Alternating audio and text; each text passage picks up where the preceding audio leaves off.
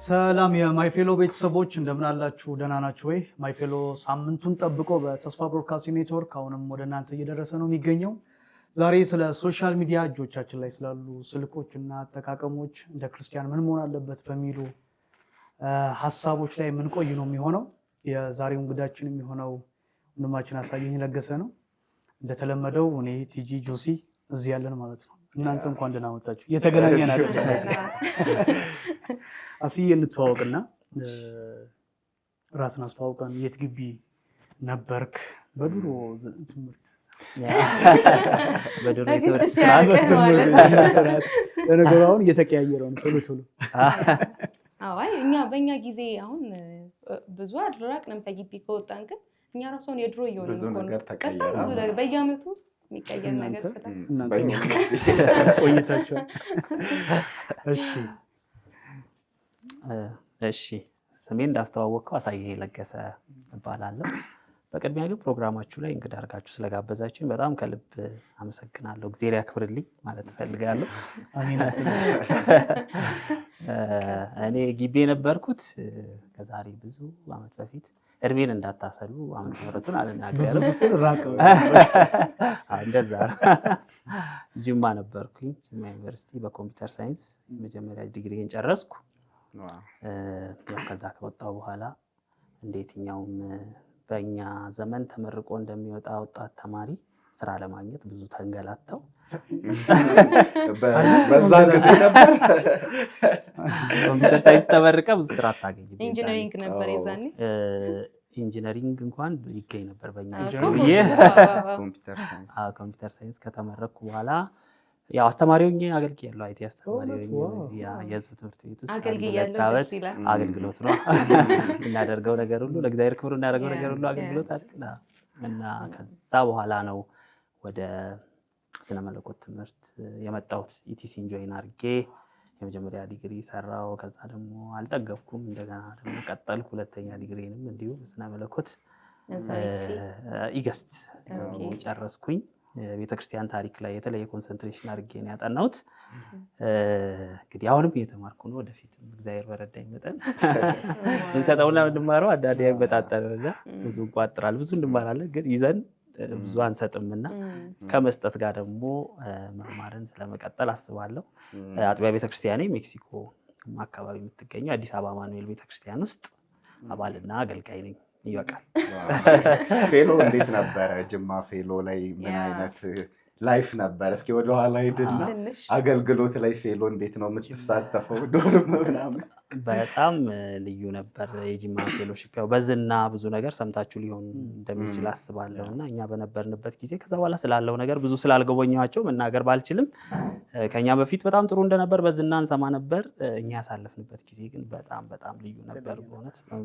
ስፒሪቹዋሊ በጣም ፎርምድ የሆንኩበት ቦታ ነው ማለት እችላለሁ። እና ምን ይናፍቃል ብትለኝ በቃ እንደዛ አይነት ፌሎ የነበረው አይነት በጣም ቫይብራንት የሆነ እጅግ የሚያስደስት ምንም አይነት ፖለቲካ የሌለበት እግዚአብሔር ብቻ የሚመለክበት እና እሱን ለማገልገል በሚገርም ፓሽን የምንሯሯጥበት አይነት ቦታ ራሴን ማግኘት ነው የምመኘው አሁንም ማለት ነው። እና በጣም ጥሩ ጊዜ ነው ያሳለፍኩት በጅማ። እንዴት እድለኛ እንደሆኑ እንዲሰማቸው ይመስለኛል። ያኛው ባጭ አሁን ራሱ ፊል ውስጥ ያሉ የገለጽክባቸው ቃላቶች በጣም ምን ቲም ላይ ነበር?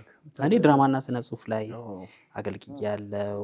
የቲሙ ሊደር ሆኜም አገልግያለሁ። በየወሩ የምናቀርበው የድራማና የስነ ጽሁፍ የተለያዩ ፕሮግራሞች ነበሩ። ማንሰራው አይነት ነገር የለም እና ግን በዛ አገልግሎት ደግሞ በጣም ብዙ ሰው ሲጠቀም ሰው እንደ ስብከት ነበረ የሚሰማው፣ እንደ መዝናኛ አልነበረም። እና ኢትዮዝ በጣም ጽሁፎችን እዛም ታቀርብ ነበር፣ ወጎችን አቀርብ ነበር፣ ቲያትሮችን እጽፍ ነበር፣ ድራማዎችን፣ ጭውውቶችን እጽፍ ነበር። ዜና ማጽፎ አልነበረም፣ ብቻ በግጥም ደግሞ በጣም አገለግል ነበር። አሁን ከእድሜ ጋር ተያይዞ የአእምሮ የምናብህ ትንሽ በተለይ ለግጥም የሚሆን ምናብ እየተዳከመ ይምጣ ራሴ ላይ አላሟርትም፣ ግን ብዙ አይደለም። ስለዚህ የዛሬው እንግዳችን አርቲስት ነው፣ ጸሐፊ ነው፣ ደራሲ ነው። በዛ መጠቅለል እንችላለን በደንብ።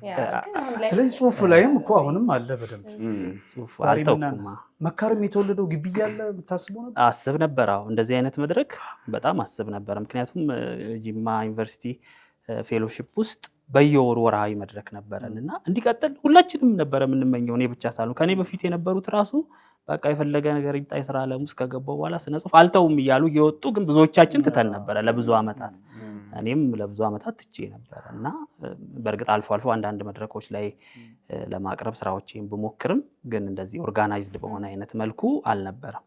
ስለዚህ አሁን ግን ቆይቶም ቢሆን ደግሞ እንደገና ያንን መልክ የያዘ መድረክ ተወለደ ማለት ነው። እሱ ነበር እኔ ማውላን የነበረው። አሁን ግቢ ላይ ሆነው በዚህ አክቲቪቲ ላይ ያሉ ልጆች እዛው እንደሚቀር ሊያስቡ ይችላሉ። ግን እንደዛ አይደለም ማለት ነው። አሁን ያኔ የተጀመረው ነገር አሁን ላይ እንዴ አለ አይደል ለከተማ ደረጃ ለሀገር ደረጃ ፍሬ የሚሰጥ ነገር ሆኖ ያድጋል ማለት ነው። እንደዚህ ማደግ አለበት ብዬ ነው የማስበው። እግዚአብሔር የሰጠሽ የትኛውም አይነት ታለንት ለእግዚአብሔር ክብር መዋል አለበት። ግቢ ብቻ ብለን የምንነግድበት መክሊት የለም አይደለ? ጌታ ሲመጣ መጨረሻ ላይ የሚጠይቀን በሰጠው ነው የሚለው። ያቺ በ3 ዓመት ለ2 ዓመት የምትሰጥ መክሊት አይ ዶንት ቲንክ በቃ እግዚአብሔር በሰጠን ታለንት እንደ ድሮ ላንሮጥ እንችል ይሆናል ብዙ አይነት ኮሚትመንት ውስጥ ስለምንገባ፣ ግን ሙሉ በሙሉ ንቅል አድርገን ባንጠፋኔ ያዝናለሁ። ብዙ ልጆችን አሁን ግቢ ማቃቸው በጣም እግዚአብሔር ትልልቅ ችሎታ የሰጣቸው በስነ ጽሁፍም በዝማሬም በማስተማርም የተሰጣቸው ሰዎች ግን ቸርች እንኳን ማሄዱ አይነት ልጆች ያጋጥሙኛልና እሱ ትክክል አይደለም። በጣም ስፔሻሊ አርት ነክ ነገር ከግቢ አሁን እንደውም ዘማሪዎች ምናምን ከግቢም በኋላ ቸርች ላይ ኢንጌጅድ ይሆናሉ። አርት ግን መጀመሪያ ቲኔጅ ላይ ምናምን በደንብ ይሰራበታል ቸርች ውስጥ። ከዛ ግቢም ፌሎሺፕም ላይ በጣም ናይስ ነው። በጣም ዌል ኦርጋናይዝድ ሆኖ ይገለገላል። ሲወጣ ግን የሚቆም አይነት ነገር ነው። ብዙ ጊዜ ወይ የአገልግሎት ዲፓርትመንቱን የሆነ ሰው ሺፍት ያደርጋል ወይ ያቆማል ነው እንጂ እንደዚህ አሁን ትወና፣ ጽሁፍ፣ አርት ምናምን ብዙ ሲቀጥል ተጽዕኖም አለው ተብሎ እኮ በአንድ በኩል ይታሰባል። ለምሳሌ እኔ ልጅ እያለሁ ቸርች ያደኩበት ቸርች ላይ የምንሰራው አብዛኛውን የሚሰጡኝ ካራክተር የጠንቋይ የአባጀጓራ አይነት ነገር ነው የሚሰጡኝ እና ሁል ጊዜ አጓጉል ካራክተር ይዘን የተጫወትን ልጆች መድረክ ላይ እንጠራና ይጸልይልናል እና ቃሚውን የሰራ ካለ ነገ ይቅማል ተብሎ ይታሰባል። ይጸልያል። እንደዛ በቃ የሰሩት አይሁንባቸው ተብሎ በደንብ ይጸልያል። ያቆሙት ሆኖባቸዋል እያልኩ አይደለም። ዛሬ እንግዲህ ብንቆይ ጥሩ ነው። ከመካር ጋር ከሴ የግል ስፒሪቹዋል ጆርኒው ጋር ብንቆይ ጥሩ ነበር። አሁን ግን አንገብጋቢ የሆነ ርዕሰ ከሶሻል ሚዲያ ጋር በተያያዘ ኖቲፊኬሽን ገባልኝ። እንደው ስለ ሶሻል ሚዲያ አብዛኞቻችን ፋሚሊየር እንደሆነ ነው የምናስበው። ሶሻል ሚዲያ ማህበራዊ ሚዲያ ምናምን ሲባል ይሄ በጣም ስለምንሰማው ለጉዳዩ በጣም ቅርብና በጥልቀት የምናውቅ አይነት ነገር ይሆናል። ስለምንሰማው በየፊርማታው የምንሰማው አይነት ቃል ስለሆነ እና ይህንን ጉዳይ ግን አሁን አንስቶ መነጋገር ያን ያህል አስፈላጊ ነው ወይ ትላለህ? በተለይ እንደ ክርስቲያን ተመልካቾቻችንም ወጣቶች ናቸው፣ እኛም እንደዛው ተማሪዎች።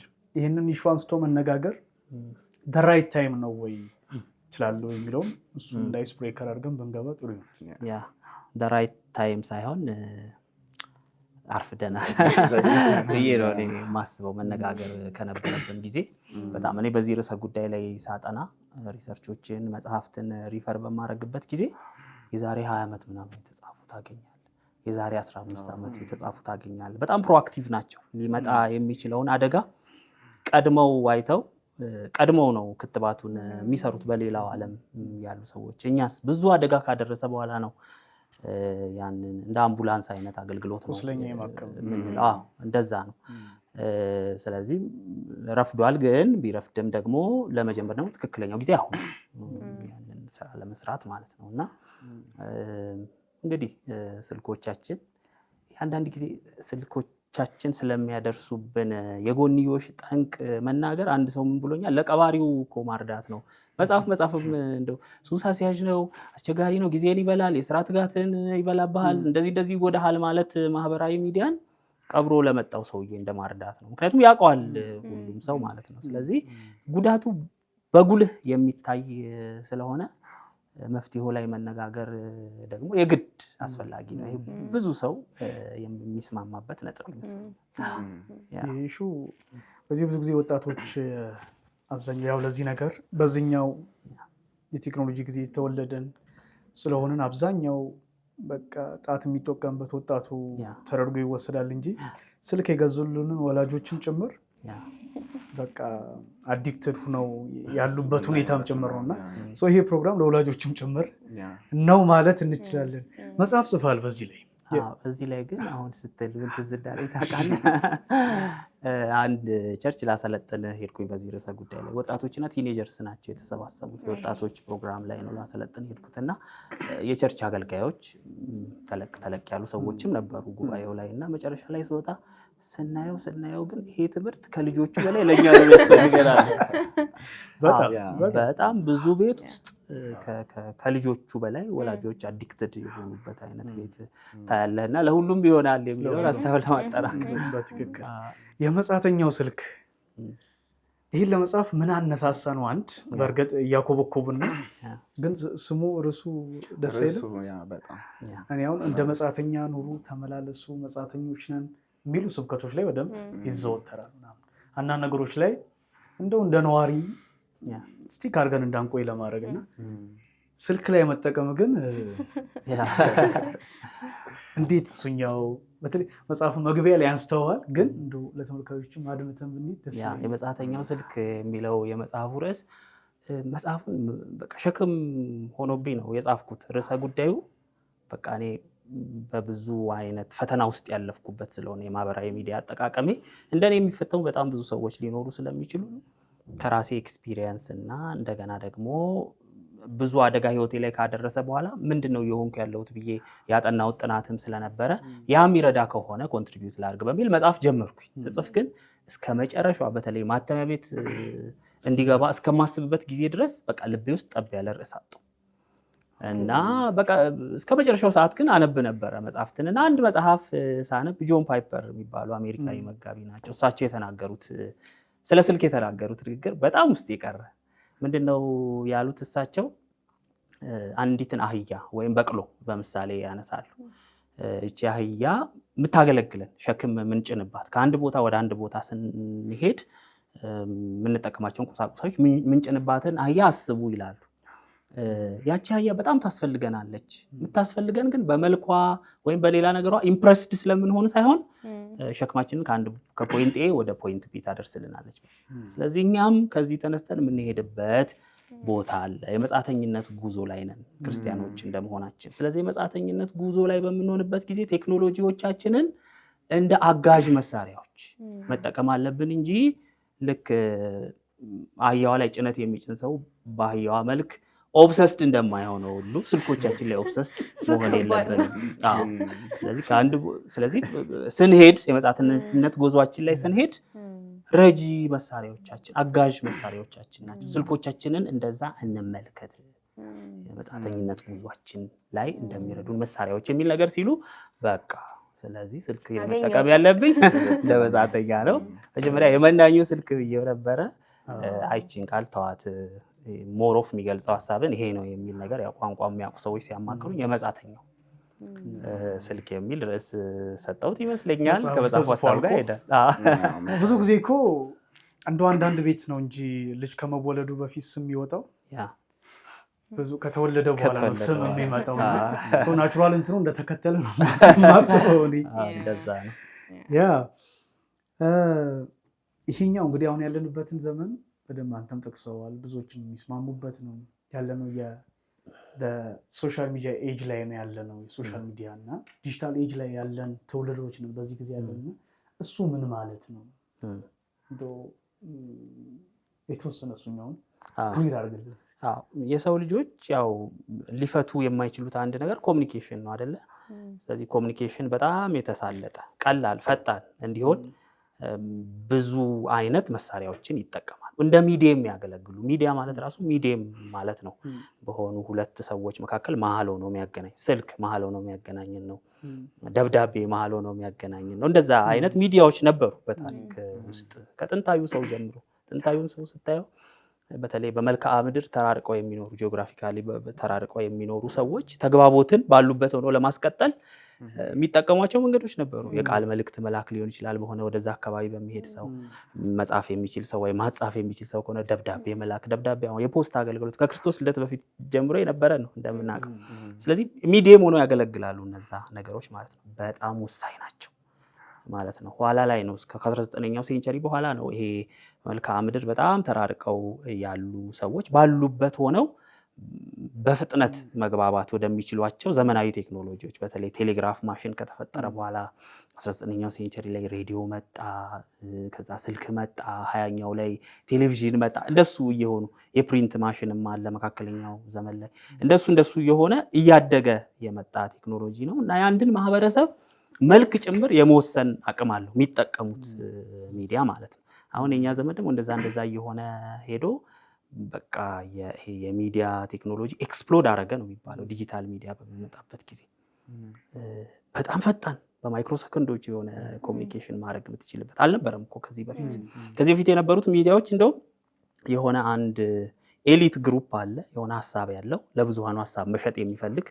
ሳሙዌር የሆነና ዋን ዌይ ነው ሬዲዮ አንተ ነህ የምትሰማው። አስቴት አለኝ ኮሜንት አለኝ ላይክ አድርጌዋለሁ አትችልም እንደዚህ ማለት ነው። ቆንጆ ነው ይሄ ሰው የሚያዘጋጀው ቤት ነው የምታወራው። ቲቪም እንደዛ ነው። ህጻናት ሆነን የሚያወሩን መስሎን ጠጋ ብለን ስክሪኑ ጋር እናወራቸው አይመልሱልንም። እንደዛ ነው የነበረው። ዲጂታል ቴክኖሎጂ ከመጣ በኋላ ግን በተለይ ሶሻል ሚዲያ ከስማርትፎኖች እድገት ጋር ተያይዞ ይሄ ዋን ዌይ የነበረው በቃ ሰርኩላር ነው። ሁሉም ሰው ኮንቴንት መፍጠር ቢችልበት የሆኑ የብሎገርስ ወይም ኤሊት ብቻ ሳይሆን የትኛውም ሰው የራሱን ኮንቴንት ይፈጥራል፣ አስተያየት ይቀበላል፣ በጎም ሆነ ጥሩ። ስለዚህ ወደዛ አይነት አደገ ማለት ነው። ስለዚህ ሁላችንም ኮንቴንት ፈጣሪዎች ሆነን ሁላችንም ኮንቴንት ተቀባዮች ሆነን ሁላችንም የምንለው ነገር ብዙሃን ሺዎች እያዩ የሚሰሙልን ሆነን ማለት ነው። ስለዚህ የምናየው ነው ወደዚህ አይነት ዘመን ውስጥ ገብተናል። ያው ከዛ ዘመን ጋር ተያይዞ በጎም በጎ ያልሆኑ ብዙ ነገሮች አብረው መጥተዋል። ይህንን ግን አንድ ክርስቲያን ይህንን በደንብ አንደርስታንድ ማድረጉ ምን ያህል ጥቅም ይኖረዋል? ያለበትን ዘመን ጠንቅቆ ማወቁ እሱን መረዳት ምን የሚሰጠው ፋይዳ አለ? እንደው ከመጠቀም ቅድም እንዳልከው ሁሉም ሰው ኮንቴንት ሻጭ እየሆነ ነው። ከዛ ፊድባኮች ይቀበላል በደንብ እንደው አቅልህን የሚያስት አይነት ስለሆነ ሶሻል ሚዲያ ላይ ያለው ነገር ያለበትን በደንብ ማወቁ ለአንድ ክርስቲያን ምን ያህል ፋይዳ ይኖረዋል? አዎ ማህበረሰቡ ለተግባቦት የሚጠቀመውን ሚዲያ ማወቅ በጣም ወሳኝ ነው ብዬ ነው ማስበው። ምክንያቱም የማህበረሰብን መልክ የሚቀርጸው ሚዲያ ነው። በየትኛውም ዘመን አይተህ ከሆነ ሚዲያ ላይ የሚሸጡ ሀሳቦች ናቸው ዶሚናንት ሀሳቦች ሆነው አንድን ማህበረሰብ የሚዘውሩት።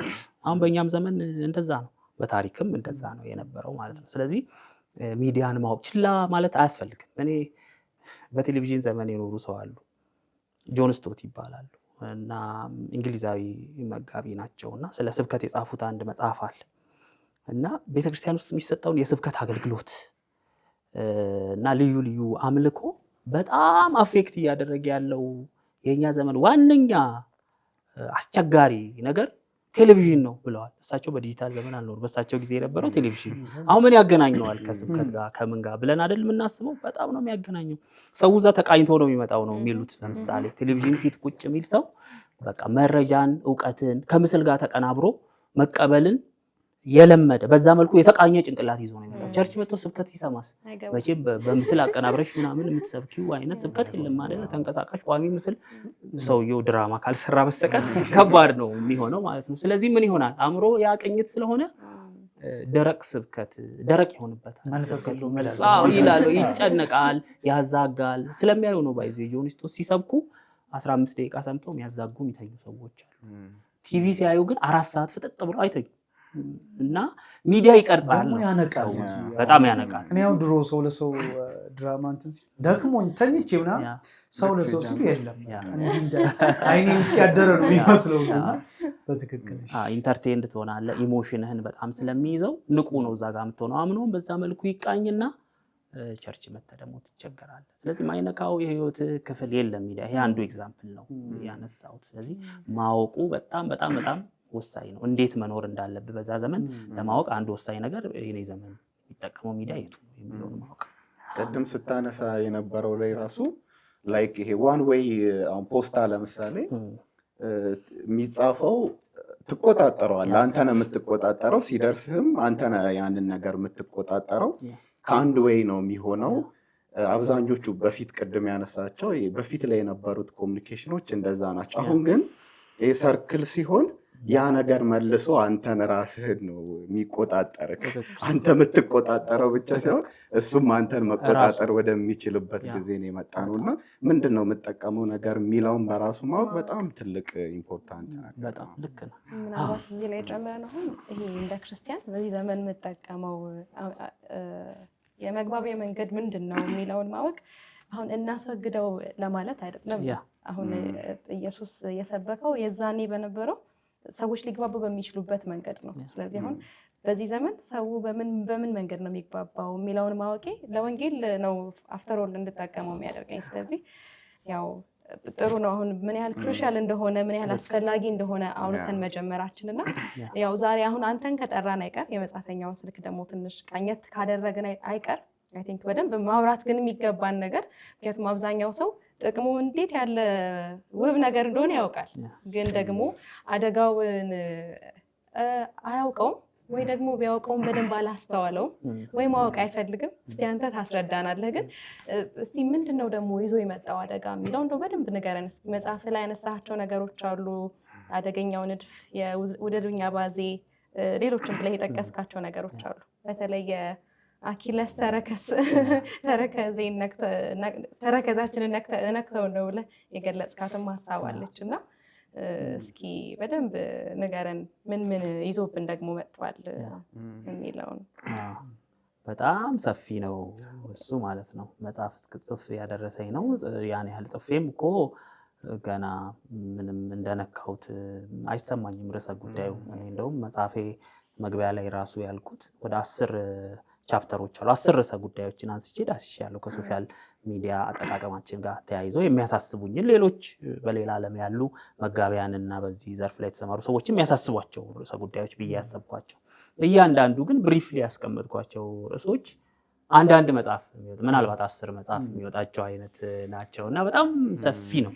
ግን በጥቅሉ በምናይበት ጊዜ ማህበራዊ ሚዲያ የማይነካው የህይወታችን ክፍል የለም ብሎ መግለጹ የተሻለ ይመስለኛል። እንደ ግለሰብ የአእምሮ እድገትን ይነካል፣ የተግባቦት ክህሎትን ይነካል፣ ማህበራዊ ህይወትን ይነካል፣ መንፈሳዊ ህይወትን ይነካል።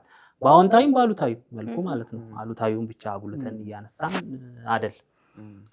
የትምህርት ክህሎትን ይነካል፣ አቴንሽን ስፓንህን ይነካል።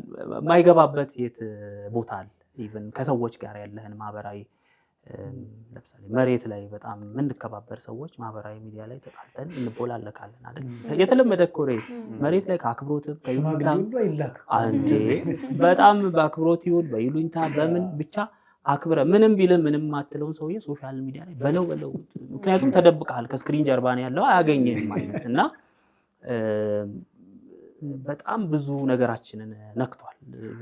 ብዙ ሀገራት ላይ የተጠኑ ጥናቶችን በምታይበት ጊዜ በጣም የቆዩ ቁርሾችን በህዝቦች መካከል ያሉ ቅራኔዎችን አባብሶ ለእልቂት ሰዎችን የጎሳ መልክ ያለው እልቂት፣ የሃይማኖት መልክ ያለው እልቂት፣ ብዙ አይነት እልቂቶችን ጭምር ማህበራዊ ሚዲያ በደንብ ሲያቀጣጥላቸው እናያለን። በአማኞች መካከል ያለ ፍቅር፣ አንድነት እንዴ ቲክቶክ ላይ ምን ስናደርግ ነው የምንውለው? ስንጣላ እኮ እና ሚዲየሙን በአግባቡ እየተጠቀምን አለመሆኑ በቃ ምን አለፋሽ ያልነካው በአዎንታዊም በአሉታዊም ያልነካው የህይወታችን ክፍል የለም ብሎ መግለጹ ይሻላል ብያስ።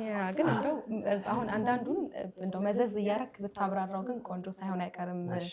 አሁን እንዴት ነው ኢን ጀነራል የሆነ ጉዳት እንዳለው ሰው ይረዳ ይሆናል፣ ግን ብዙ አፌክት እንደሆነ ግን ላያስተውሉ ይችላል። አሁን መጽሐፍ ላይ የሚያስቀምጣቸውን አንዳንድ ነገሮችን ብታነሳልን አሁን የውደዱኝ አባዜ ምን ማለት ነው? ምንድነው ንድፉ ራሱ አሊጎሪዝሙ ምንድነው? እነሱ ነገሮች አንዳንዶቹን ማየት ምንችል ይሄ በእኔ በአግባቡ እየተጠቀምኩ ነው ብሎ የሚያስብ ሰው ራሱ ሲሪየስሊ እኔም አፌክት ዶኛለሁ እንዴ ሊል ይችላልና እስኪ አንዳንዶቹን ሁሉንም ማውራት ባንችልም እኔ የማህበራዊ ሚዲያዎች አሉታዊ ገጽታ ምንጭ ነው ወይም ደግሞ መሰረት ነው ብዬ ማስበው ማህበራዊ ሚዲያዎቹ ራሱ የተሰሩበት ስሪት ወይም ዲዛይን ነው ብዬ ነው ማምነው። ብዙዎች የሚያምኑት ነው ይሄ። በእርግጥ ዲዛይን ሲደረጉ በምን አይነት ዓላማ ምንን እንዲያሳኩ ነው ዲዛይነሮቹ ወይም ማህበራዊ ሚዲያ ባለቤቶቹ በዛ መልኩ የነደፏቸው የሚለውን ሲነደፍ በቃ በጣም ብዙ ኢንጌጅመንት ማህበራዊ ሚዲያ ላይ እንዲኖር ይፈልጋል። ብዙ ኢንጌጅመንት እንዲኖር ደግሞ ሰውን በሚወደው ነገር መያዝ አለብህ። ስለዚህ የሚወደው ነገር ምንድነው? ታጠናውና በሚወደው ነገር ትይዘዋለህ ማለት ነው። ስለዚህ በሚወደው ነገር ደግሞ ሰውን የምታጠምድበት መሳሪያ ምንድነው? ሳይንሳዊ ቀመር አለ፣ አልጎሪዝም አለ። ሁላችንንም በአድራሻችን የሚያቀን ስልኬን አሁን አዲስ ቲክቶክ አካውንት ከፍቼ ስጠቀም የት እንዳለው ምን ሰዓት እንድጠቀም ማን እንደሆንኩ ያቀኛል። ያው ሰው ሰራሽ አስተውሎት አርቲፊሻል ኢንተለጀንስ ነው እያንዳንዱ ማህበራዊ ሚዲያ ያለው ማለት ነው። ለምሳሌ ቲክቶክ በጥቂት ሰከንዶች ውስጥ አንድ ደቂቃ ባልሞላ ጊዜ ውስጥ በቃ እንትን ያደርጋል፣ እስካን ያደርጋል የምታየውን ኮንቴንት አይቶ ማለት ነው። አንድ ኮንቴንት ላይ ረዘም ያለ ሰዓት ከቆየ ኦኬ ይሄ ሰውዬ እንደዚህ አይነት ኮንቴንት ይወዳል ማለት ነው ብሎ ይመዘግባል ሰው ሰራሽ አስተውሎት። ኔክስት ታይም ስትገባስ ተመሳሳይ ይሰጣል፣ ፊድ ያደርጋል። ከዛስ በምትወደው ነገር ከተያዝክ በቀላሉ ከዛ ቦታ አትወጣ። ስለዚህ አዲክትድ ትሆናለህ ማለት ነው። ስለዚህ የምንወደው ነገር ይጠናል፣ ያ የምንወደው ነገር እንያዛለን። አዲክቲቭ ዲዛይን አለው ማለት ሱስ አስያዥ ገጽታ አለው። አሁን ሱስ ሲባል ቶሎ ወደ አእምሯችን የሚመጣው እኛ የለመድ ነው እንግዲህ አንድ ሰው ሱሰኛ ነው ሲባል የሰብስታንስ አዲክሽን ነው የሚወስድ ሰውዬ ወደ ሰውነቱ፣ አልኮል ሊሆን ይችላል፣ ሌላ ግን ይሄ ደግሞ ቢሄቪራል አዲክሽን ደግሞ ይባላል። ልክ ንጥረ ነገር የሚወስዱ ሰዎች አእምሯቸው ይቀየራል፣ በሆነ አይነት መንገድ ፕሮግራም ይደረጋል እኮ ሱስ ሲሆን፣ ይሄም በዛ መልኩ ፕሮግራም ማድረግ የሚችል አቅም ያለው መሳሪያ። ለዛ ነው ብዙዎቻችን ስልኮቻችንን መቆጣጠር ያቅተን ያገለግለናል ብለን ገዝተን እየተገለገሉብን ነው ሶሻል ሚዲያ ባለቤቶች። እኛ ሰፊ ጊዜ ማህበራዊ ሚዲያ ላይ በቆየን ቁጥር ለነሱ የሚቆጥር ብዙ ዶላር አለ ማለት ነው። ስለዚህ ከዛ የተነሳ አልጠቀሙንም የሚል አይነት ነገር ባንልም ሞሮፍ እየተጠቀሙን መሆኑ ግን ያመዝንብኛል እኔ በአንድ መልኩ ማለት ነው። ስለዚህ አዲክቲቭ ዲዛይን አልጎሪዝም ምናምን የተባለ መጽሐፉ ላይ የተገለጸው ነገር እሱ ነው የሚሆነው ማለት ነው። አንዳንድ ሰው ዝም ብለህ ጉዳቱን እንዲጎዳል ስትለው ብዙ ትኩረት አይሰጥም። እየተጠቀሙብህ እኮ ነው ስትለው ግን እንዴ መጠቀሚያ ማንም መሆን አይፈልግም፣ ይነቃል። እየተጠቀሙብኝ ነው ቆይ እኔም ደግሞ ምናምን ይላል ማለት ነው። እና ይሄን ማወቁ ጠቃሚ ነው እያስባለሁ። ፕሮዳክታቸው ያረጉናል ኢዝሊ ነፃ የምናገኘው ይመስለናል። እንግዲህ አንድ ሰው ብሏል እንደው ይሄ አርቲፊሻል ኢንተለጀንስ የሶሻል ሚዲያ አልጎሪዝም እኔን የሚያውቀኝን ያክል እንደው አንዳንድ ጊዜ እግዚአብሔር ራሱ እንደዚህ ያውቀኛል እስክል ድረስ ዲቴል ነገር ነው በደንብ በቃ ምንፈልገውን ምንድነው ምናምን የሚሉትን ነገሮች በደንብ ሆቴል እንኳን ስትገባ እጅ ይቀየራል እኮ አንዳንዴ የዛሬው ምግብ ተቀየረ ትያለሽ።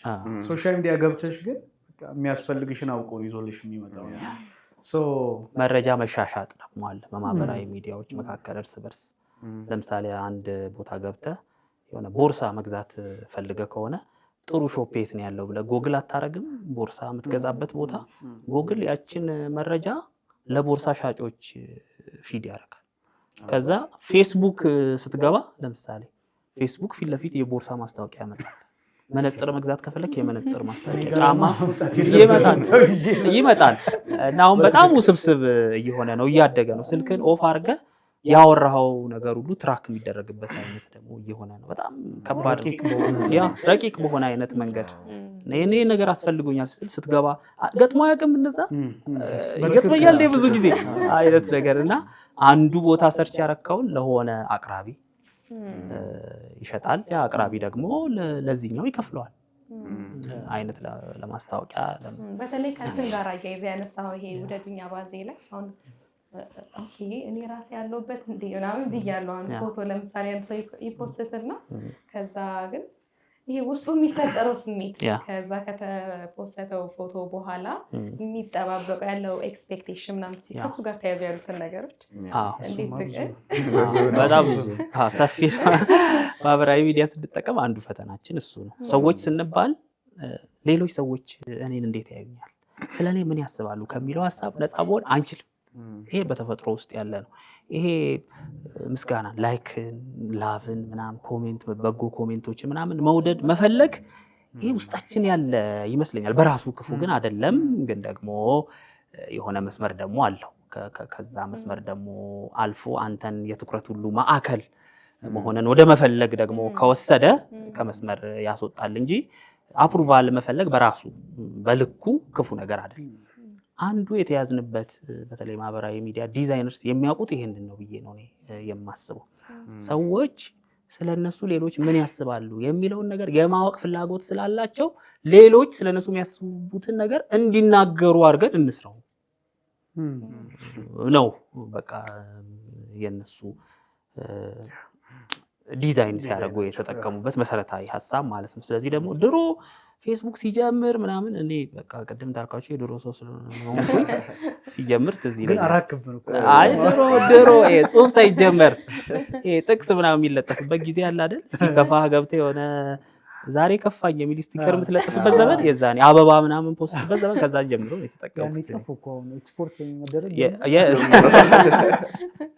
ከዛ ጊዜ ጀምሮ ስለተጠቀምኩ ሲጀምርም አይታችሁ ከሆነ ፊድባክ በተንስ አልነበረውም እንኳን እሱ ላይ እንኳን ባልደርስም ፊድባክ በተንስ ይባሉ ላይክ ላቭ ምናምን አልነበረውም። ልክ እንደ ኢሜል መልእክት የምትለዋወጥበት ወይም ደግሞ ፎቶህን መለጠፍ ትችላለህ፣ ግን አስተያየት መስጫ ቁልፎች ማን እንዳየው አታውቅም፣ ማን ላይክ ማን ምናምን አታውቅም። ኋላ ላይ ነው በቃ እያሳደጉት ሲመጡ እነዚህ ፊድባክ በተንስ ሲያመጡ ኤክስፕሎድ አደረገ። ሁላችንም ያ ፍላጎት ውስጣችን ስላለ ማለት ነውና አሁን በጣም አስቸጋሪ ነው ያንን ፍላጎት ጤናማ ባልሆነ መልኩ የምንገልጥበት መድረክ ደግሞ ሆነ። ፎቶውን ትለጥፍና ስንት ላይ ካገኘው ያልክ የምትቆጥርበት አንድ ጽሁፍ ለጥፈ ምን ያህል ሰው አፕሩቭ አረገኝ፣ ምን ያህል ሰው አንተ እኮ በቃ የእውቀት ቀንድ ነህ፣ ያንተን ዓለም አንደኛ አዋቂ ምናምን ይለኛል አይለኝም እያልክ የምትፎካከርበት ሆነ ማለት ነው። የትኛውንም አይነት መልካም ስራ ሰርተ ሰልፊ ፎቶ አንስተ መልካም ስራ ይዩልኝ እያልክ የምትለጥፍበት መድረክ ሆነ ማለት ነው። ይሄ በጣም አደገኛ አይደለ? አንዳንድ ኢየሱስ ፈሪሳውያኑን የወቀሰበት እኮ አንዱ ፈተና እኮ ይሄ ነው አይደለ? ሰዎች እንዲያዩላችሁ ብላችሁ መልካም ስራቸውን በፊታቸው እንዳታደርጉ ተጠንቀቁ። ይሄን ካደረጋችሁ አድርጉ፣ ችግር የለውም፣ ዋጋችሁን እዚሁ ታገኛላችሁ። በእግዚአብሔር ዘንድ ግን ዋጋ የላችሁ። አሁን በጣም በብዙ መልካም አገልግሎቶቻችንን ጭምር ማህበራዊ ሚዲያ ላይ እየሸጥን ከሰዎች በምናገኘው ላይክ እና ላቭ ፎሎወር ብዛት እዚህ ዋጋችንን የምንቀበላቸው በጣም ብዙ ነገሮች አሉ። አሁን አንድ ሁለት ብዬ ልጠቅሳቸው የምችላቸው ሰው እንግዲህ የሚያየንም ሰው በያለበት ራሱን እንዲያይ እኛም ራሳችንን ሪፍሌክት እንድናደርግ እዚህ ጋር የሚያነሳው ጌታ ኢየሱስ አሁን ቢሆን ያኔ ለፈሪሳውያን የተናገራቸውን ነገር እንደው የምታደርጉትን መልካም ነገር ሁሉ በሶሻል ሚዲያ ላይ ሰዎች እንዲያዩላችሁ እንደዛ አስባችሁ አትፖስቱ ይል ነበረ። ምክንያቱም የሰራሻቸው በጎ ስራዎች መልካም ስራዎች በ40 እና በ50 ላይክ እና ኮሜንት ዋጋሽን አወራርደሽ ዋው የስ ምናምን ብለሽ ላይ ስትጂ የለም ኮሜንት ላይ እኮ ተቀበልክ ሲልም ማለት ነውና በዛ ልክ ነው ያለው ተጽዕኖ። ፕላስ ደግሞ እንግዲህ አሁን ፈሪሳውያን የነበሩበት ዘመን አለ፣ እኛ ዲጂታል ወርልድ ላይ ነው ያለነው ካልን በቃ በትክክል ሊደን የሚችለው ይሄኛው አንደኛው ነገር። ፕላስ ላይክ ኮሜንቶች በደንብ ማንነታችንን መለኪያዎች እስኪሆኑ ድረስ እና 500 ሰው ላይክ ካደረገ የበለጠ ተወዳጅ እንደሆነ የምናስብበት ከዛ ምንም ሳይኖር ሲቀር ደግሞ ይሄ ነገር ግን ራሱን ችሎ ሰው የሚያስፈልገውን ነገር ከመስጠት ኮንቴንት ፕሮዲዩስ ለሚያደርጉ ሰዎች ሰው የሚያስፈልገውን ነገር ከመስጠት ይልቅ የሚፈልጉትን ቢዝነስ ማይንድ እንደመሆን ወደ መሆን አያደለም ወደዛ አያደለም። አንዱ ፈተናም እኮ እሱ ነው። ማህበራዊ ሚዲያን የምትጠቀመው አንተ የትኩረት ማዕከል ለመሆን ብዙ ምስጋና፣ ብዙ ሞገሳ፣ ብዙ ውዳሴ ከሰዎች ለማግኘት ከሆነ የምትገባው ሰውን የሚያስደስተውን ነገር ነው ማድረግ ያለብህ። ፌስፉል አትሆንም፣ ለህሊና ታማኝ አትሆንም፣ ለእግዚአብሔር ታማኝ አትሆንም፣ ለቃሉ ታማኝ አትሆንም። ከዛ ፎሎወር የሚያበዛልህን ነገር ታደርጋለህ፣ ፎሎወር ደግሞ ታገኛለህ። ለዛ ነው አሁን ብዙ መሬትም ላይ ኦንላይንም አገልግሎቶቻችን ሁሉ ወደ ቢዝነስ እየተቀየሩ ያሉበት አንዱ ምክንያት እሱ አይመስላችሁም?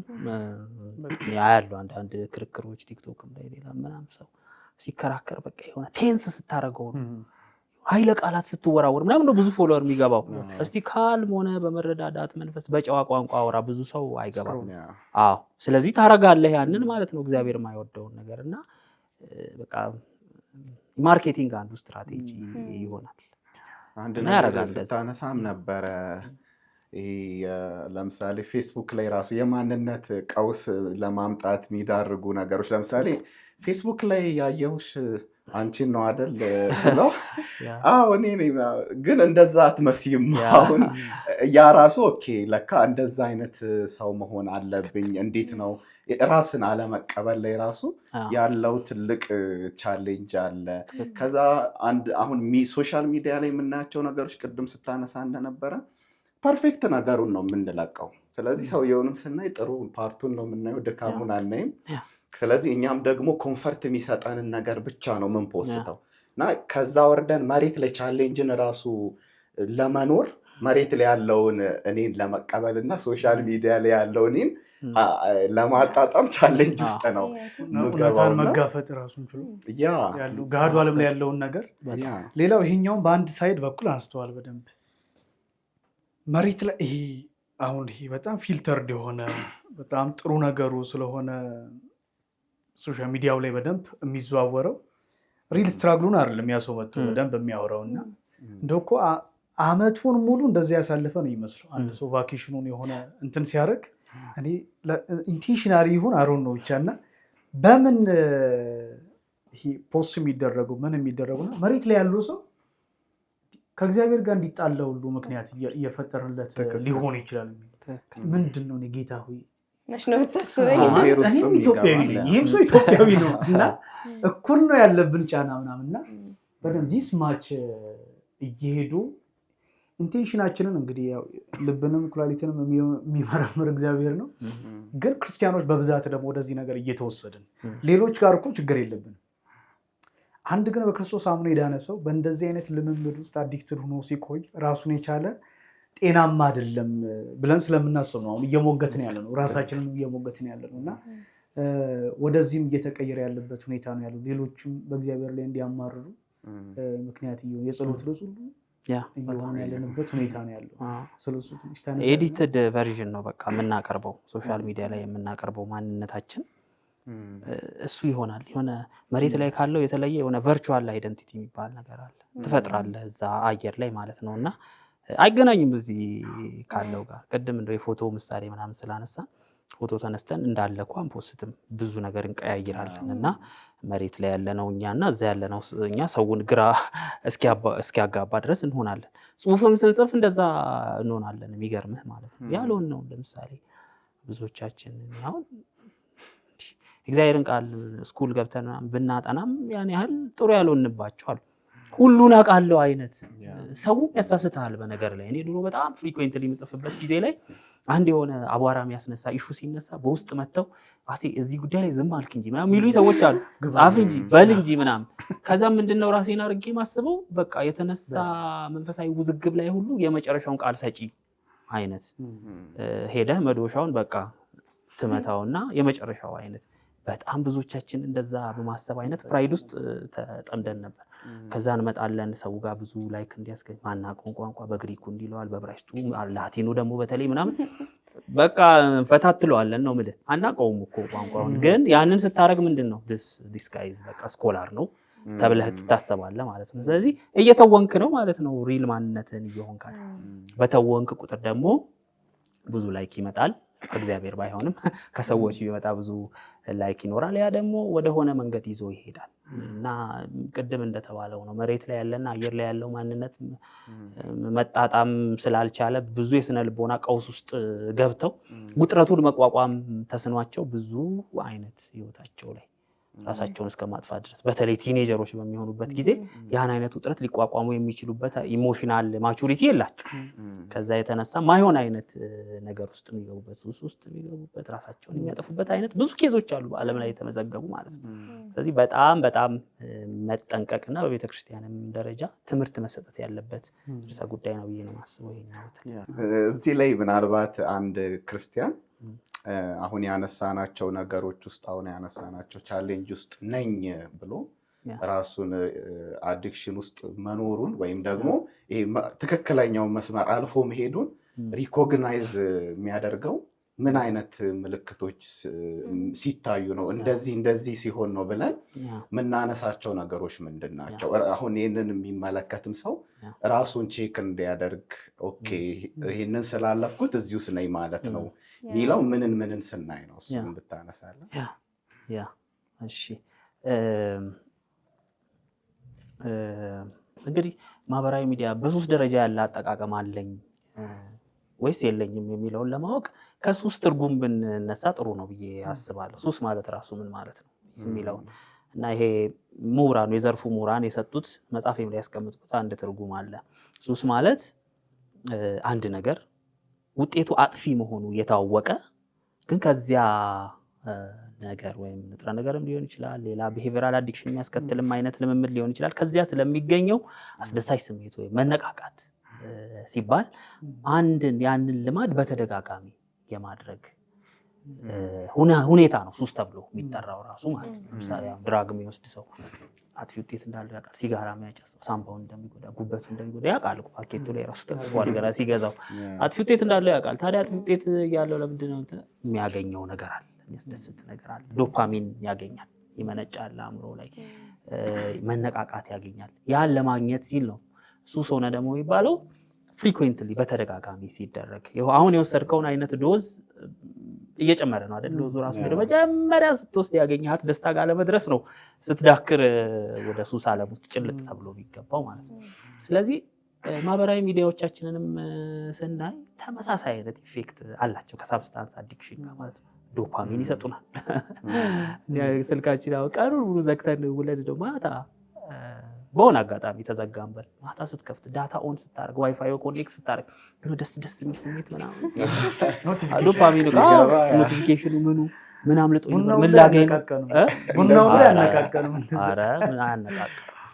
ከፍተኛ የሆነ አይነት መነቃቃት ሃይ ምናምን ትሆናለህ። ይሄንንም ያለ በቃ ስትረስ ውስጥም ከሆንክ ለጥቂት ጊዜ የሆነ ይሰጣል። አንዳንድ ሰዎች እኮ በቃ ፋርማሲ የማይሸጥልህ አንቲ ዲፕሬሳንት ነው ይሉታል ስልክ እንደዛ አይነት ግን ለተወሰነ ጊዜ ነው። ሲበዛ ደግሞ እሱ ደግሞ መልሶ ሌላ ዲፕሬሽን ውስጥ የመክተት እንትናል። ስለዚህ ራሳችን ስናይ እንደዛ አይነት እንትናል ወይ አንድ ጥናት አለ ሪፈር ያደረኩትና ያ ጥናት ባደጉት ሀገራት የተሰራ ነው። ብዙ ሰዎች ሳምፕል ተወስዶ የተሰራ ጥናት ነውና አብዛኛዎቹ የማህበራዊ ሚዲያ ተጠቃሚዎች በዛ ጥናት መሰረት ስልካቸውን እንደዚህ እየተጠቀሙ ይሄ ስልኬ በቃ ጊዜን በላብኝ፣ ጉልበቴን፣ ብዙ ነገሬን እየወሰደብኝ ነው ይቀመጥ ብለው አስቀምጠው ወደ ስራቸው ይገቡና ከዛ ከ4 ወይም ከ5 ደቂቃ በኋላ ስልካቸው መልሰው እንዲያነሱ የሚያደርግ ውስጣዊ ግፊት አለባቸው። እንደዛ ያረጋና ሳቃችሁ አለ ችግራል ተጠቂዎች ነው በዚህ ግራል በዚህ ተጠቂዎች እንደዛ 4 ደቂቃ በላይ አንተቋቁመ መቆየት አለ ማለት ነው። ስለዚህ ውስጥ ክሬቭ የሚያደርገው ነገር ነው ሱስ ሆኖብሃል የሚባለው ማለት ነው። በሆነ የጊዜ ኢንተርቫል የሚጠይቅ ከሆነ ስለዚህ አንዱ ቻርጅ የዘጋብህ ቀን የሚሰማ ስሜት ማለት ነው። እሱ ደግሞ ዲስኮኔክሽን አንዛይቲ ይሉታል። ዲስኮኔክትድ ስትሆን የሚጎበኝህ ጭንቅ ጥብብ የሚል ስሜት አለ። እሱ ብዙዎቻችን ጋር አለ። እኔ አንድ ሰው ምን ሲል ሰምቻለሁ፣ ድሮ በኛ ጊዜ እኮ መብራት ሲጠፋ በጣም የምንጨነቀው ምግብ በምን ይመስላል የሚል ጭንቀት ነው ይዘን አለ። አሁን በዚህ ዘመን ስልኬ ዘግቶ በቃ ከስልኬ ብቆራረጥስ የሚል አይነት ጭንቀት ውስጥ ፊር ኦፍ ሚሲንግ አውት የሚሉታል፣ ዲስኮኔክሽን አንዛይቲ ይሉታል። ያ አይነት አንዛይቲ አለ፣ ሪል ነው። ስለዚህ ሱስ መሆኑ አንዱ መገለጫ ነው። በጣም ማለት በጣም ብዙ ነገር የሚበላሽ የምር ይበላሻል፣ ግን አይበላሽም። ይሄ ስልክ ሳይኖር ኖረን የለ ሳይኖርም አዎ ስልክ ሳይኖርም የኖርንባቸው ጊዜያቶች አሉ። እንደውም ያኔ ብዙ ነገሮች ስርዓት ይዘው እየሄዱ ያለ ነው የሚመስሉ። አሁን እኮ ማህበራዊ ሚዲያ ሶሻል ሚዲያ በደንብ ዓለምን አንድ ያደረገ ነው። ዓለምን ወደ አንድ መንደር ያመጣ ነው። ግን ደግሞ በተመሳሳይ የነጣጠለንም ጭምር ነው። በቃ ልጆችን ከወላጆች የነጠለ ነው። እርስ በርስ ኮፊ ሃውስ ቦታ ጦር ኃይሎች አንድ ኮፊ ሃውስ ሂጄ ኖ ዋይፋይ ቶክ ቱ ኢች አዘር ይላል ለጥፎታል። በቃ ኢሹ የሚሆነው ያ እንትን ነው ራሱን ችሎና አንተ በጣም አይገርምም እንዴ ብለህ ስልክ አስቀምጠን በቃ ወደ ወሬ ወደ ጨዋታ እንድትገባ የሚያደርግ ነው።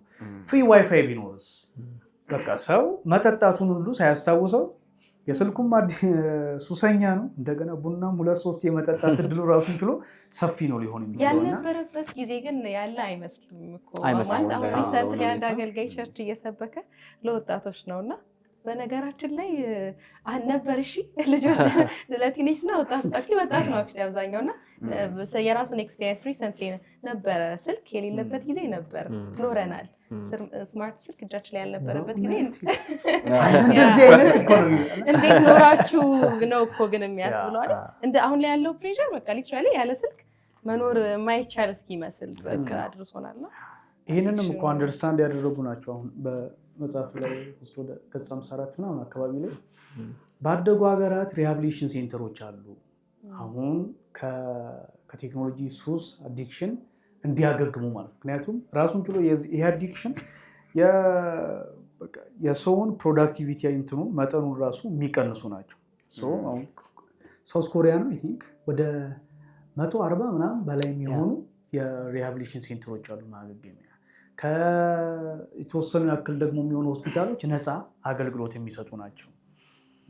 እኛ እንግዲህ ተያይዘን ማለቃችን ነው በዚህ ሁኔታ እና ምን ትላለህ? ይኸኛውን እንደው መንቃት ቢቻል እንደው ኢንስቲትዩሽናል በሆነ ነገር እንኳን ባይመጣ ቤተክርስቲያኖች፣ የቤተክርስቲያን አገልጋዮች፣ የቤተክርስቲያን መሪዎች ትውልዱን ከማንቃት አንጻር እንደው እነዚህ ነገሮች አንስቶ ከማስተማር አንጻር ያስተዋልኳቸው አይነት ነገሮች አሉ። ምክንያቱም በተለያየ ቦታ በዚህ ርዕስም በተለያየ ወጣቶችን በደንብ ታገለግላለህና እዚህ ጋር ላይ ክፍተት አለ ብለህ ስላሰብክም ነው መጽሐፉን ውስጥ ያዘጋጀውና ያኛውን ሪሃቢሊቴሽን ሴንተሩን እንኳን ሆልድ ብናደርግ የእኛን ትውልድ ጀኔሬሽኑን ከመታደግ አንጻር ግን እንደው የታዘብከው ነገር ካለ እሱ ትንሽ ብናነሳ ጥሩ ነው።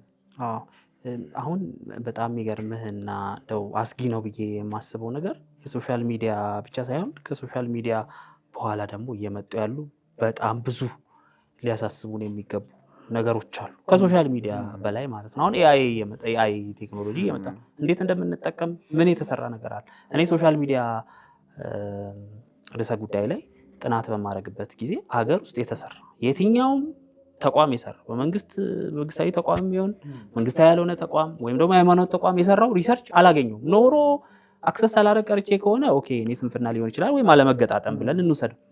ግን ፒክ የምታደርገው ብዙ ነገር መኖር ነበረበት። ላይብረሪ ሄደ ማግኘት ነበረብህ። መጽሐፍት መደብር ሄደ ኦንላይን ማግኘት ነበረብህ። አላገኘው። ይሄ ምንድን ነው የሚያሳየው? ምንም ርዕሰ ጉዳዩ ኢሹ እንዳላደረግን ነው የሚያሳየው። ቅድም እንዳልኩት ነው ዘግይተን ነው ብዙ ጊዜ የምንሯሯጠው ብዙ አደጋ ከደረሰ በኋላ ማለት ነው። ኢግኖር ሲደረግ ነበረ ማለት ነው። አሁን ያደረሰው ጉዳት እንደው በጣም እኮ ብዙ ሪሰርች ይፈልጋል ወደፊት ማለት ነው። ሀገራችን ውስጥ ያሉ ብዙ ቀውሶች፣ ብጥብጦች፣ የሰዎች ሞት ሁሉ ምክንያት እኮ ሆኗል። ፌስቡክ ራሱ እኮ ያመነው ጉዳይ ነው ይሄ። በቃ ኢትዮጵያ ውስጥ ጦርነቶችና ግጭቶች እንዲከሰቱ ፌስቡክን አንዳንድ ኮንቴንቶችን ባን አለማድረጌ ያንን ነገር አቀጣጥሎታል ብሎ አምኗል። በዚህ ደረጃ ማለት ነው። እነዚህ ሁሉ ነገሮች የሆኑበት ኮንቴክስት ውስጥ ነው ያለነው። ማን ምን አረገ? ምንም ብዙዎቻችን አላደረግንም ማለት ነው። ሌሎችም ደግሞ እየመጡ ያሉ የባሱ ከሶሻል ሚዲያ የባሱ አደጋዎች አሉ። እኔ አሁን አንድ ቸርች ሄጄ ይህን ትምህርት አሰልጥኜ ሲሄድ አንድ የ11ኛ ክፍል ተማሪ መጣ እና ፊት ለፊት ጠይቁ ሲባል አልጠየቀኝም። ኋላ ላይ ለብቻም ጠይቅ ነገር አለኛልና ትምህርት ቤት ውስጥ ያሉበትን ሁኔታ ሲነግረኝ በጣም ነው የደነገጥኩት። አሁን ሶሻል ሚዲያ እኛ ኢሹአችን አይደለም፣ ዋነኛው ኢሹ ፖርኖግራፊ ነው አለ። በቃ በዚህ ያልተጠቃ ሰው የለም በትምህርት ቤት ውስጥ። ከዛም ግን አልፈናል፣ ከፖርኖግራፊም እኮ አለፍን አለኝ። ምን ውስጥ ገባችሁ? በጣም ብዙ ነገር ውስጥ የቤተክርስቲያን መሪዎችና ሌሎች ሊያስቡበት የሚገባ ነገር ውስጥ በጣም አስደንጋጭ የሆነ ኢሞራሊቲ ውስጥ ትምህርት ቤቱ ያሉ ልጆች አሉ። ግን አናቅም፣ እኛ ሩቅ ነን። ኢቭን መምህራኖቻቸው ሁሉ አያውቁም፣ ያንዳንዶቹ ማለት ነው። ትምህርት ቤቱ አያውቅም፣ ግን ብዙ አይነት ልምምድ ውስጥ ነውና አይ ቲንክ በጣም ብዙ ስራ የሚጠብቀን ይመስለኛል በዚህ ረገድ። በትክክል በጣም እንግዲህ ብዙ አነሳን። ዘግይተን ነው የተነሳ ነው። ራሱን ችሎ አሉታዊ ተጽዕኖዎች አሉት። ማህበራዊ ሚዲያ ደግሞ ይዞት የመጣው በጎ ነገር አለ፣ ግን ባርቆብናል። አጠቃቀሙን ስላላወቅን ባርቆብናል። ልክ አንድ ጠመንጃ ሲባርቅ ጥፋት እንደሚያመጣ ልክ እንደዛ ከአልሚነቱ ይልቅ እያጠፋን ነው። ምክንያቱም ሌሎች ያደጉ ሀገራት ላይም ከ20 ዓመት ከ15 ዓመት በፊት ትንቢያዎችም አሉ። እንደዚህ አይነት ነገሮች ሀፕን ቢያደርጉስ እንዴት ተብሎ ደግሞ ጉዳዩ ደግሞ ሀፕን ካደረገ በኋላ አይ ማገገም ያስፈልጓል ተብሎ ኢንስቲትዩሽናል በሆነ መንገድ እየተዘጋጀ ነው። እኛ ግን አሁንም በጥልቁ ያለ እያልን እየገሰጽን ያለ ስቲል እንዲጨፍነን እንደው እሱን መቃወሚያ አይደለም። የቲክቶክ መንፈስ ምናምን እየተባለ ይገሰጻል። እኔ አንዳንድ ቢጮውም ሰዎች አሉ። እንዴት እንደሆነ ኤክስፕላኔሽን ይፈልጋል። ጨዋ ኮንትን እኮ ነው ያለው ራሱ አንዳንድ ጉባኤ ውስጥ በአግባቡ መጠቀም። አሁን ብዙ ጊዜ በተደጋጋሚ የምታነሳቸው ነገሮች አሉ። ክርስቲያን ልከኛ የሆነ የሶሻል ሚዲያ አጠቃቀም ሊኖረው ይገባል። ልከኛ የሚሉ በደንብ በቃ አስምረህ ነው በደንብ ስታነሳ የነበረውና እንደው እንምጣ። ያው በሁሉ ነገር ምሳሌያችን ኢየሱስ ስለሆነ አሁን ባለንበት ዘመን ጌታ ኢየሱስ ቢሆን እንዴት ነው ሶሻል ሚዲያ አንድ ይጠቀማሉ ወይ ነው ወይስ እንደው በታንኳ የሚያገለግል ይመስለናል? ሁለት ደግሞ እንደው ፖስት ቢያደርግ ከሰዎች ጋር ያለው ኤንጌጅመንት ኢንተራክሽኑ ምናምን ምን ሊሆን ይችላል ብለህ እንደዛ ያው ስጽፍ አስበው ይሆናል ብዬ አስባለሁ። ይሄ እውነት ከባድ ጥያቄ ነው። ምክንያቱም ሃይፖቴቲካል ነገር ነው እናወራው፣ መሬት ላይ ያለ ነገር ሳይሆን ግምት ነው ልናወራ የምንችለው።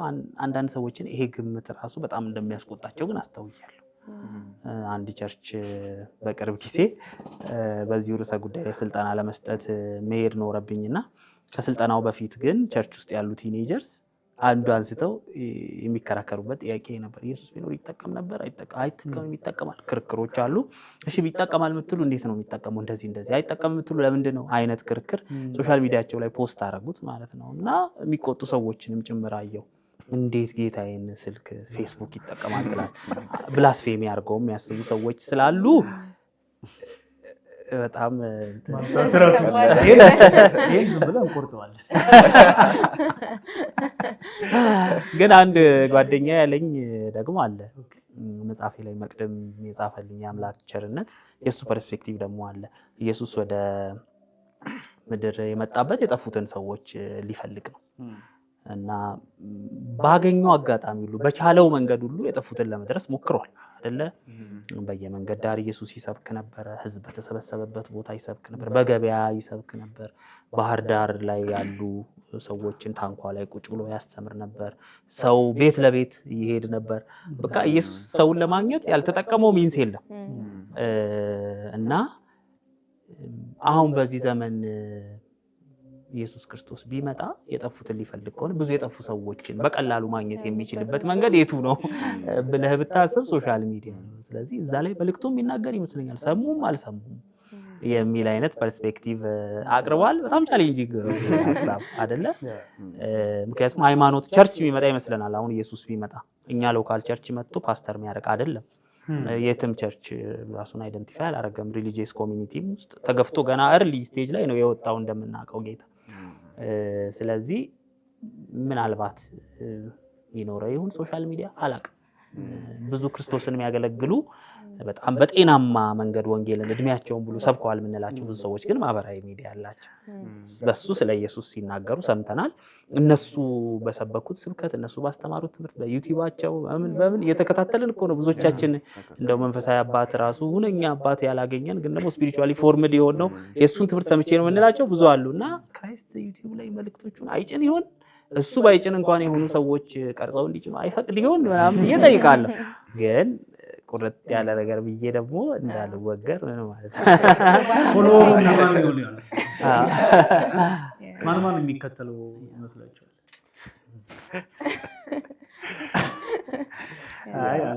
አብዛኛው የሃይማኖተኛ ሰው ሐሰተኛው ኢየሱስ ነው የሚሉ ነው የሚመስለው። ፖለቲክስ ነው የሚሰራበት።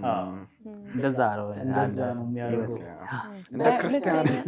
እንደ ክርስቲያን ግን እንዴት ነው ልካችን? ሄልዚ የምንለው ጤናማ አጠቃቀም ነው። ይሄ እንደ ክርስቲያን ጤናማ ነው ሶሻል ሚዲያ አጠቃቀም የምንለው እንዴት ነው መሆን ያለበት ብለን ታስባለህ?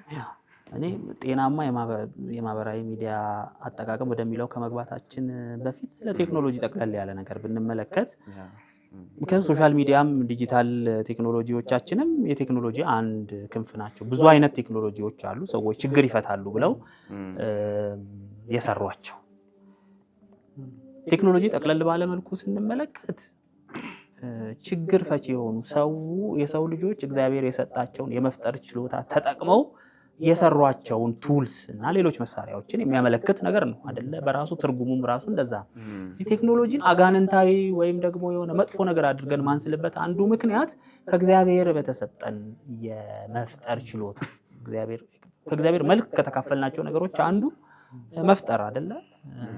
እና በዛ የተሰራ ስለሆነ በራሱ ኢነረንትሊ ክፉ አይደል ቴክኖሎጂ የሚባለው ነገር። ግን የምንኖረው በወደቀች ዓለም ውስጥ ነው። መልካም የምንለውም ነገር ጭምር ኮራፕትድ ሆኖ የማይፈለግ ውጤት የሚያደርስበት ዓለም ውስጥ የምንኖር እንደመሆናችን የቴክኖሎጂ ውጤቶቻችንም በረከታቸው እንዳለ ሆኖ ከበረከታቸው ጋር ተያይዞ የሚመጣ በጎ ያልሆነ ብዙ ውጤት ተግዳሮትም እንዳላቸው የትኛውም ቴክኖሎጂ ሶሻል ሚዲያ ብቻ አይደለም። ይህም ፐርስፔክቲቭ መጀመሪያ መያዝ ያስፈልጋል። በረከት ብቻ አይደለም አለው ተግዳሮት የሚለውን ማለት ነው። ከዛ በረከቱን አሟጥጬ የተጠቀምኩ ለተግዳሮቱ ደግሞ ምን አይነት ምላሽ ልስጥ? ክርስቲያናዊ ጥያቄ ነው ይሄ። ምክንያቱም እንዴት እንደሚመላለስ ሁልጊዜ ራሱን እየመረመረ ነው ክርስቲያን መጓዝ ያለበት። የእግዚአብሔር ቃል እንደዛ ነው አይደለ የሚያዘን። ስለዚህ ያስፈልጋል ማለት ነው ተግዳሮቶቹን አሉታዊ ውጤቶቹን ቀንሶ በረከቶቹን ደግሞ አብዝቶ መሄድ ያስፈልገዋል አንድ ክርስቲያን። ስለዚህ ምንድናቸው አሉታዊ ውጤቶቹ? መንፈሳዊ ህይወቴ ላይ እና ሌላ ህይወት ገጽታዬ ላይ እግዚአብሔር የማይወደውን እግዚአብሔር የማይከብርበትን ሰዎች የማይታነጹበትን እኔ የማላድግበትን ነገር የሚያመጡብኝ ነገሮች ምንድናቸው የሚለውን በዝርዝር ማወቅ ይጠይቃል። ካወቅ በኋላ ነው መፍትሄዎች ውስጥ ምንድናቸው የሚለው። ስለዚህ ሁላችንም መጠየቅ ያለብን ጥያቄ ነው ይሄ ብዬ ነው የማስበው። ስለዚህ መጀመሪያ ያለብን የትኛውም ቴክኖሎጂ በጎ ገጽ እንዳለው ሁሉ በጎ ያልሆነ ውጤት አለው። ስለዚህ በጎ ያልሆነ ውጤቱ ምንድን ነው? ለዛ ውጤቱ ምን ምላሽ ልስጥ የሚለው ነው። ማህበራዊ ሚዲያ ጋር ስንመጣ ቅድም ስጠቃቅሳቸው የነበሩ በጣም ብዙ አሉታዊ ውጤቶች አሉ። አሁን ዘርዝረን እንደው ከጀመርን ማንወጣበት አይነት ባህር ስለሚሆን እንደው መጽሐፉንም በተገኘበት አጋጣሚ ሰዎች እንዲያነቡት መክሬ ባልፍ ይሻላል። ግን እንደ ክርስቲያን እንደ መጨረሻ ልል የምፈልገው ነገር እኔ መጽሐፌም ላይ ያስቀመጥኩት አሁንም ያልቀየርኩት አቋሜ ምንድን ነው? 4 ደረጃዎች አሉ ብዬ አስባለሁ። አራተኛው ደግሞ በጣም ወሳኝ ነው። የመጀመሪያው አሁን ያልኩትን ነገር ማወቅ ነው። በጎ ያልሆነ ውጤት እንዳለው ማወቅ ነው። ከሶሻል ሚዲያ ጋር በተያያዘ ደግሞ በተለየ ሁኔታ ሱስ አስያዥ ገጽታ ያላቸው ወጥመድ እንደሆኑ ማህበራዊ ሚዲያዎች ገብተን ማንወጣበት እና ውስጡ ደግሞ በቆየን ቁጥር ብዙ ነገር ሉዝ ልናደርግ የምንችልበት አይነት ወጥመድ አብሮ ልክ ዳቦ አብሮ እንደሚቀመጥበት ወጥመድ እንደሆነ ማሰብ ነው። ስለዚህ ዳቦን በብልሃት የሚወስዱ አይጦች አሉ እኮ አንዳንድ ጊዜ በሆነ አይነት ዘዴ ወስደው የሚሄዱ። እንደዛ አይነት ንቃት ያስፈልገናል ብዬ አስባለሁ። ስለዚህ ማወቅ ነው የመጀመሪያው፣ ይሄንን ማወቅ። ሁለተኛው አጠቃቀማችንን ሁልጊዜ መመርመር አለብን። ክርስቲያን ሁልጊዜ ራሱን ይመረምራል። በቃ በእምነት ኖራችሁ ከሆነ ራሳችሁ መርምሩ ይላል አይደል? አካሄዳችሁ መርምሩ።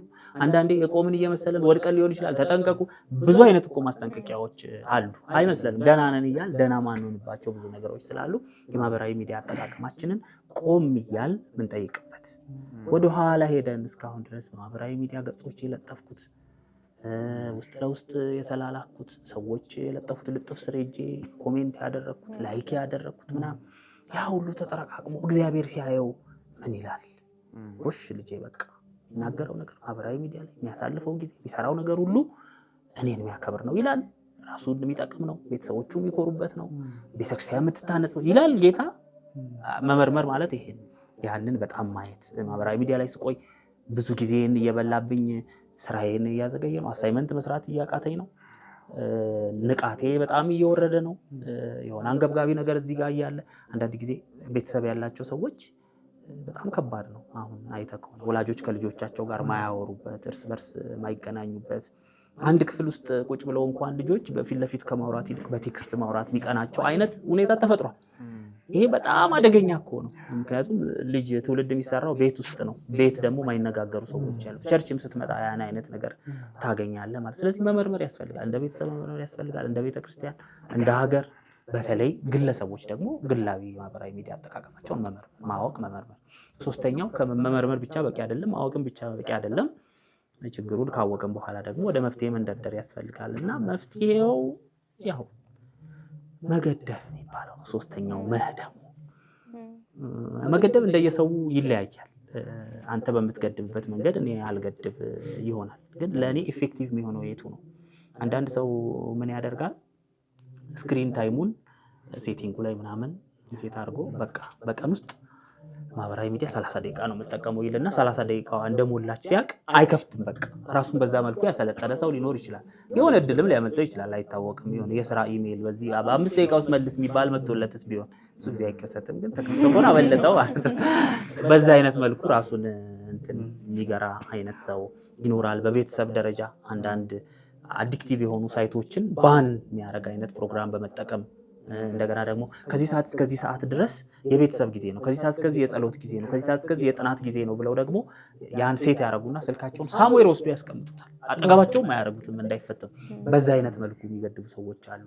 ፍሪኩዌንትሊ አልፎ አልፎ ወይ ደግሞ ዲአክቲቬት የሚያደርጉ ሰዎች አሉ። አፕሊኬሽኖችን አንኢንስቶል የሚያደርጉ ሰዎች አሉ። ይሄ ሁሉ ጥረት እኮ በጣም የሚደነቅ ነው። በነገር ላይ ለምንድን ነው ቅድሚያ መስጠት ያለብን? ጥሪያችን አለ አይደለ? ቅድሚያ ትኩረት፣ ቅድሚያ ጊዜ፣ ቅድሚያ ጉልበት የሚፈልግ ብዙ ነገር አለ ህይወታችን ላይ። ለዛ ቅድሚያ ለመስጠት ይሄ እንዳይረብሸኝ አጠገቤ ካስቀመጥኩት መቆጣጠር ስለማልችል ስልኬ ላይ እያየሁት ክፈተኝ እያለ ስለሚያስቸግረኝ ሎጋውት ብዬ ከሆነ ኢኒን የሚል መንፈስ እኔም ልገስጸው ነበር እንዳይጠናወተኝ በዚህ አይነት መንገድ ሙሉ በሙሉ አጥፍተው ደግሞ የሚመለሱ ሰዎች አንዳንዶች በቃ አንስቶል ያደረጉትን ሁሉ ጫንጫን ያለ ሲያስቸግራቸው እቺ በተኗን ስልክ ይዘው ሄዱ ጓደኞች አሉ። ይሄን አስቀምጠዋል። በዛ ደረጃ በጣም እኮ ከባድ ግን ራሳችንን ለመግዛት በዚህም ደረጃ ቢሆን ፋይት ማድረግ ሊኖርብን ይችላል። ክርስትና ራሱ በቃ እግዚአብሔርን የሚያስደስት የማህበራዊ ሚዲያ አጠቃቀም ይኑረኝ ካልን ፔን አለው አልፎት በቃ የምትወስነው ውሳኔ ተያይዞ ያለ ፔን አለ። ክርስትናም እንደዛ ነው ብዬ ነው የማስበው በጥቅሉ። ስለዚህ መገደብ፣ የስልክ ጾም ማወጅ የሚሉት ፎን ሳባዝ የሚባል ነገር አለ። የስልክ ሰንበት ማለት ከተለያዩ የስራ አክቲቪቲዎች ታቅበን ምንቆይበት አንድ ነገር ላይ ትኩረታችን የምናደርግበት አይደለ? ስለዚህ ፎን ሳባዝ ያስፈልጋል፣ የስልክ ሰንበት ያስፈልጋል፣ የስልክ ጾም ያስፈልጋል። እንደው አዲስ ሰው ምን ሲል ሰምቻለሁ፣ የክርስቶስ ደቀ መዛሙርት የሆኑ ሰዎች በህይወታቸው ከሚተገብሯቸው መንፈሳዊ ልምምዶች አንዱ ጾምና ጸሎት ነው። እና ጾም ደግሞ ከሚበላና ከሚጠጣ ታቅበ የምትቆይበት አይደለ? አሁን እንደውም ከምግቡ በላይ ብዙ አማኞች መጾም ያለባቸው ስልካቸው ነው የሚል ነገር ብሏል መጽሐፌም ላይ ሜንሽን አድርጌዋለሁ። እና እውነት እኮ ነው። እና ምክንያቱም ሰው ምግብ ሳይበላ ስልኩ ላይ ሊቆይ ይችላል። ኤግዛክትሊ እየጾመ ነው ግን ጸሎት የሌለው ጾም ነው ስልኩ ላይ አብሮ ሊቆይ ይችላል። ትክክል። ስለዚህ መገደብን ስናስብ እሱን አብሮ ማሰብ አለብን። በጣም ብዙ የምናያቸው ነገር አካውንታቢሊቲ ፓርትነር ለምሳሌ የሚያስቀምጡ ሰዎች አሉ። እና ስልክ እያበዛው ስለሆነ ማታ በተለይ ስራዬ ላይ እረፍት ማድረጌ ላይ ምግብ ኩክ ማድረጌ ላይ ልጄን መንከባከቤ ላይ ነው ትኩረት ማድረግ የምፈልገው። ስለዚህ ስልኬን ካነሳው አንተ በቃ ኃላፊነት ሰጥቻለሁ አስቀምጪ በለኝ ምናምን የሚባባሉ ሰዎች ደግሞ አሉ። ይሄም ይሰራል። በተለይ ድራግ ውስጥ የተያዙ ሰዎች አንዱ ሪከቨር የሚያደርጉበት መንገድ አካውንታቢሊቲ ፓርትነር ይፈልጉና ይከታተላቸዋል። ያ ሰው የት ነው ያለው፣ ምን እያረክ ነው፣ መጣው ምናምን እያለ የሚከለክል ሰው አለ። እና በዛ አይነት መንገድ የሚጠቀሙ ሰዎች አሉ። ብቻ መንገዶቹ ብዙ ናቸው፣ እንደየሰው ይለያያሉ። ግን ኢንቴንሽናል ሆነ በየቱ መንገድ ልገድበው ብሎ ከማሰብ ነው የሁሉ የሚጀምረው። በቃ የግድ ያንን ማሰብ መቻል አለብን። ልከኛ ያለውን አጠቃቀም አለን ብለን የምናስብ ሰዎች ማለት ነው። የመጨረሻው ብዬ ማስበው እነዚህን ሁሉ ጠቅልሎ የሚይዘው እንደ ክርስቲያኖች ደግሞ ልናስብበት የሚገባው እያንዳንዱ የማህበራዊ ሚዲያ አጠቃቀሜ እግዚአብሔርን ያከብራል፣ እግዚአብሔር ሲያየው ደስ ይሰኛል በሚል የአእምሮ ቅኝት ማህበራዊ ሚዲያዎችን መጠቀም በቃ እሱ ነው የሁሉ ነገር ቁልፍ ብዬ ነው እኔ የማስበው። እዚህ ላይ ቆራጥ ከሆንን የማህበራዊ ሚዲያ አጠቃቀማችን ይፈወሳል ብዬ አስባለሁ። ስልኬን ከፍቼ ረጅም ሰዓት አንገብጋቢ የሆነ እግዚአብሔር የሰጠኝ ከጥሬ ጋር የሚገናኝ ነገር እዚህ ጋር ቁጭ ብሎ ስልኬ ላይ 2 ሰዓት 3 ሰዓት ሳጠፋ እግዚአብሔር ደስ ይለዋል? ይከብራል? በቃ ይሄ እኮ ነው ጥያቄው። ሲምፕል ጥያቄ ነው። እንደዛ ነው የምንጠይቀው። ኃጢአትም እኮ ነው አይደል? ቅድሚያ የምንሰጠውን ነገር ወደኋላ አድርገን ይሄ ቅዱስ ኦገስቲኖስ ያለው ነገር አለ። ኃጢአት ማለት ዲስኦርደርድ ላቭ ነው ብለዋል። ቅደም ተከተለው የተዛባ ፍቅር። በጣም የሚገርም አገላለጽ አይደለ? ለምሳሌ ወላጅ ልጁን ይወዳል። ብዙ ጊዜ የምሰጠው ምሳሌ ነው። የትዳር አጋሮች እርስ በርሳቸው ይዋደዳሉ። ግን አንድ ሰው ስልኩን ከትዳር አጋሩ አስበልጦ ከወደደ ዲስኦርደርድ ላቭ ነው። እግዚአብሔርን ከምትወደው በላይ ልጅህን የምትወድ ከሆነ፣ ስራህን የምትወድ ከሆነ፣ የትዳር አጋርህን የምትወድ ከሆነ ዲስኦርደርድ ላቭ ነው። የትዳር አጋር መውደድ እኮ በራሱ ችግር የለውም፣ ግን ፍቅሩ ምን ሆነ? ቅደም ተከተሉ ተዛባ። ስለዚህ ኃጢአት ይሆናል ማለት። ስለዚህ ይሄን ስልካችንን ከሆነ ነገር ኋላ ማድረግ እያለብን ፊት ካመጣ ነው ኃጢአት ነው። እግዚአብሔር አይከብርም። ከስራችን ስናስቀድመው፣ ከቤተሰባችን ስናስቀድመው፣ ከጸሎታችን ስናስቀድመው። አሁን ጠዋት ማለዳ ተነስተን ድሮ እኛ የድሮ ሰዎች ጠዋት ተነስተን ጸሎት ነው የምናደርገው። አሁን ጠዋት ተነስተን ትራሳችን ስር ስልካችንን ነው የምንፈልገው፣ ወይም ቻርጅ ከተደረገበት የመጀመሪያ ከእንቅልፋችን አይናችን ስንገልጥ የምናየው በጣም እኮ አሳዛኝ ነው አይደለ? በማለዳ እኮ ወደ እግዚአብሔር ነው መገስገስ ያለብን። ቢያንስ እግዚአብሔርን ማውራት አለብን ለጥቂት ደቂቃዎችም ቢሆን። ስንተኛም ከስልካችን ጋር ነው አብረን የምንተኛው ተቃቅፈን የሆነ ነገር ከፍተን እንደውም እየጮህብን ሌሊት ተነስተን ሁላ ነው የምንዘጋው አንዳንዴ። በዚህ ደረጃ ስልኮቻችን ኦብሰስድ ሆነናል ማለት ነው። እዚህ እግዚአብሔር ይከብራል። ማህበራዊ ግንኙነቶቻችን እየተቆረጡ ብዙ ሰዎች በቃ ኮሚኒኬሽኖቻቸውን በአካል ከሚደረገ ህያው ከሆነው ዴብዝ ካለው ኮሚኒኬሽን ይልቅ በስልኮች አማካኝነት የሚያደርጉት ይሆንና ጥልቀት የሌለው ብዙ ሰው እኮ ምን አይነት ሁኔታ ላይ እንዳለ እንኳን ሳናቅ የሚሞትበት ባክም ያደረገበት ምናምን ዘመን ላይ ነው። ምክንያቱም በአካል ያለው ግንኙነቶችን ስለተበላሸ ማለት ነው። ስለዚህ ያልነካው የህይወታችን ክፍል የለም። ስለዚህ እነዚህ ነገሮች እየሆኑ ኦብሰስድ ሆኜ ስልኬ ላይ መቆየት እግዚአብሔርን ያከብራል? በቃ መለጥፈው ነገር ስለጥፍ ነው አይደለ? ሰው የሚያየው ቪወር እኮ መምጣት የሚጀምረው አንተ ከፖስትክበት ሰከንድ ጀምሮ ነው። እግዚአብሔርስ ለመለጠፍ ይሄን ፖስት ለመለጠፍ ምንድነው ሞቲቭ? መጀመሪያ ራሱ ከሞቲቭ ጀምሮ ያያል። ሲያየው እግዚአብሔር ጎሽ ልጄ ይላል ወይስ አይልም?